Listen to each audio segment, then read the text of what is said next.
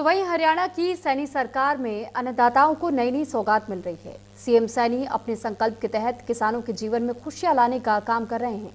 इसी कड़ी में कुरुक्षेत्र में मधुमक्खी पालन पर राज्य स्तरीय कार्यशाला का आयोजन किया गया। इस खास कार्यक्रम में मुख्यमंत्री नायब सिंह सैनी भी शामिल हुए और सीएम ने किसानों के हित में कई बड़ी घोषणाएं की। उन्होंने बताया कि बागवानी फसलों की तर्ज पर अब शहद को भी भावांतर भरपाई योजना में शामिल किया जाएगा। इसके अलावा रामनगर स्थित मधुमक्खी पालन विकास केंद्र में शहद की बिक्री की व्यवस्था की जाएगी। तो वहीं शहद के भंडारण और गुणवत्ता जांच की सुविधा भी उपलब्ध होगी। इसके लिए जल्द ही 20 करोड़ रुपए की लागत से गुणवत्ता नियंत्रण प्रयोगशाला स्थापित की जाएगी। सीएम ने ऐलान किया कि रामनगर संस्थान को राष्ट्रीय स्तर का संस्थान बनाया जाएगा, जहां मधुमक्खी पालन से संबंधित उन्नत एवं वैज्ञानिक अनुसंधान किए जा सकेंगे। उन्होंने कहा कि मधुमक्खी पालन किसानों के लिए अतिरिक्त आमदनी का एक बड़ा साधन है और इससे फसलों की पैदावार भी बढ़ती है। सीएम नायब सिंह सैनी ने कहा कि कुरुक्षेत्र के रामनगर में इजरायल के सहयोग से देश का पहला एकीकृत मधुमक्खी पालन विकास केंद्र स्थापित किया गया है, जहां किसानों को प्रशिक्षण दिया जा रहा है और यहां शहद व्यापार केंद्र भी है, जिसके माध्यम से अब तक 74,000 बक्से और 3,73,000 कॉम शीट दी जा चुकी है। इस केंद्र में शहद का प्रसंस्करण और बॉटलिंग की भी सुविधा है। प्रदेश सरकार ने मधुमक्खी पालन नीति 2021 बनाई है, जिसके तहत वर्ष 2030 तक 7,750 मधुमक्खी पालक तैयार करने और 15,500 मीट्रिक टन शहद उत्पादन का लक्ष्य रखा गया है। मधुमक्खी के बक्सों, कॉलोनियों और उपकरणों पर 85% तक सब्सिडी दी जा रही है। उन्होंने कहा कि मधुमक्खी पालन के साथ बागवानी को कृषि विविधीकरण का प्रमुख स्तंभ बनाया गया है। वर्ष 2014 में राज्य में बागवानी का क्षेत्रफल 1.17 लाख एकड़ था, जो अब बढ़कर के 2.60 लाख एकड़ हो चुका है। मुख्यमंत्री ने यह कहा है कि मधुमक्खी पालन ऐसा व्यवसाय है जिसमें कम जमीन की आवश्यकता होती है और महिलाएं और युवा इसे स्टार्टअप के रूप में अपना सकते हैं। उन्होंने युवाओं से आह्वान किया कि हनी ब्रांड लॉन्च करें और ऑनलाइन मार्केटिंग से अपने उत्पादों को वैश्विक बाजार में पहुंचाएं। सरकार हर कदम पर वित्तीय सहायता और तकनीकी मार्गदर्शन देगी।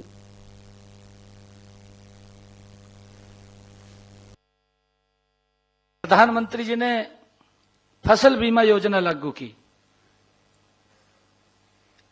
फसल बीमा योजना लागू की। भाई कोई योजना लागू होती है, अगर उसमें कोई गलती हो, सुधार भी होता है नहीं होता है, उसका सुधार होता है। कोई नई योजना आएगी, उसमें कुछ ना कुछ कमियां रहती हैं। ऐसा नहीं है कि हम उसको 100% करके लागू कर देंगे। आप लोग उसके अंदर बताएंगे, उसके अंदर दुरुस्त करेंगे, दुरुस्त करके वो धीरे धीरे करके लोगों के बीच में उसका लाभ मिलेगा। और सरकार यही सोचती है, आदरणीय प्रधानमंत्री जी की यही सोच थी कि मेरे किसान की आय बढ़े, मेरा किसान मजबूत हो, मेरे किसान को किसी और की तरफ देखने की आवश्यकता ना हो। और प्रधानमंत्री जी ने योजना चलाई, फसल बीमा योजना लागू की। हम भी देखते थे, हमने रिकॉर्ड निकलवाया, तो रिकॉर्ड के ऊपर बात आप भी जानकारी ले सकते हैं। कभी कहते भी झूठ बोल रहे हैं मुख्यमंत्री, ऐसा नहीं है, ये रिकॉर्ड की बात है। हमने 2004 से लेकर के 2014 रिकॉर्ड निकलवाया। भाई किसान की फसल का अगर खराबा हुआ है तो कितना पैसा उसको पहुंचाया है सरकार ने, अगर उसकी फसल का खराबा हुआ है। ऐसा नहीं है कि पैसा पहुंचा नहीं पहुंचा। 1155 करोड़ रुपए 10 साल, 1155 करोड़ रुपए गया। किसान की फसल खराब हुई, किसान को जितना मुआवजा मिलना चाहिए था नहीं मिला, और ये बात बोलते हैं कि किसान की हालत खराब हो गई।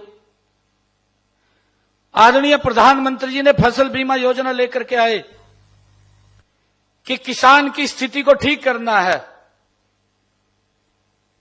फसल बीमा योजना आई 2014 से आज 2025, 15,500 करोड़ रुपया अगर मेरे हरियाणा में किसान की फसल का खराबा हुआ है तो उसके खाते में पहुंचाने का काम किया है। 2 गुना 3 गुना से भी ज्यादा। और ये बात बोलते हैं कि किसान की हालत खराब कर दी। भाई हालत तो आपने खराब करी है, हमने नहीं करी। आपके समय में हुई है किसान की हालत खराब। और किसान भी जब उसकी हालत खराब हुई है तो वो भी तभी अपने बच्चों को कहने लगा भी भाई खेती में कुछ नहीं रखा,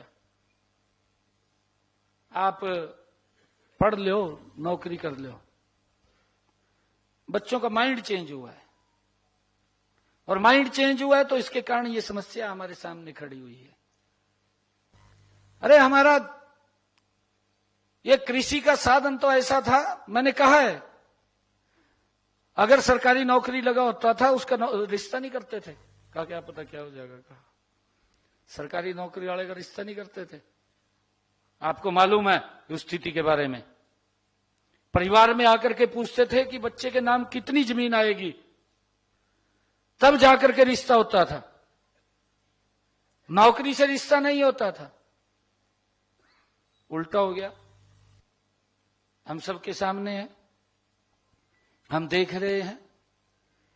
प्रधानमंत्री जी ने प्रधानमंत्री किसान सम्मान निधि किसानों के खाते में जब से ये चालू हुई है 7,000 करोड़ रुपया किसानों के खाते के अंदर पहुंचाया है। 7,000 करोड़ रुपया कोई छोटी रकम नहीं है ये। और इसी के साथ यहां रुक रहे एक छोटी सी ब्रेक की।